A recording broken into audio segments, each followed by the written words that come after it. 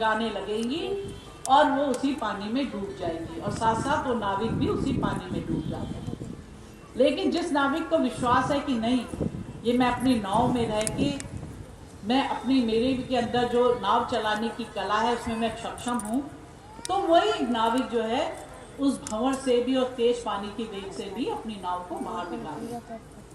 तो ये हमारे ऊपर निर्भर है कि हमारा कितना विश्वास है,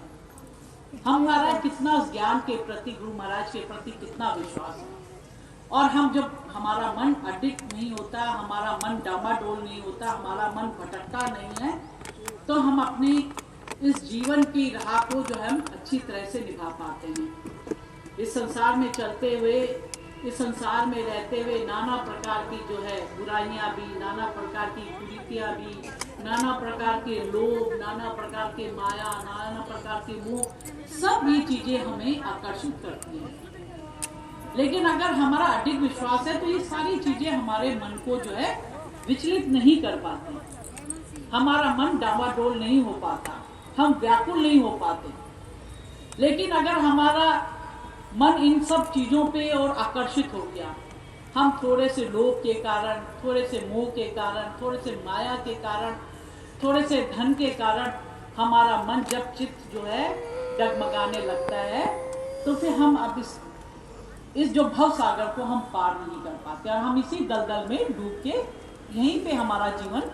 समाप्त हो जाता है। और फिर हम ना इस लोक को पा पाते हैं, ना हम दूसरे अपने परलोक को हम पा सकते हैं। इसलिए जो है हमें जो गुरु महाराज जी ने इस कली काल में, इस कलयुग में जो नाम दिया है, इस नाम का हमें भजन करना चाहिए, नाम का सुमिरन करना चाहिए और थोड़ी सी विपत्ति परेशानियों से व्याकुल होकर उस पथ से हमें वंचित नहीं होना चाहिए, उस पथ से हमको भटकना नहीं चाहिए। आज व्यक्ति क्या होता, थोड़ी सी विपत्ति आई, थोड़ी सी परेशानी आई, थोड़ी सी दुख आए, थोड़े से दर्द आए, फौरन अपने राह को बदल देता है, अपनी राह से वंचित हो जाता है। और फिर जो है,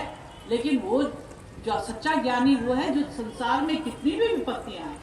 फिर भी उनसे वंचित, उनसे जो है द्रवित नहीं होता है, उनसे आकर्षित नहीं होता है, बल्कि उनको पार कर जाता है।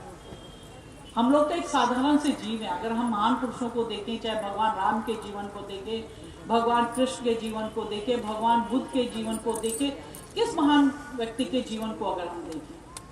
तो जीवन में कितने दुख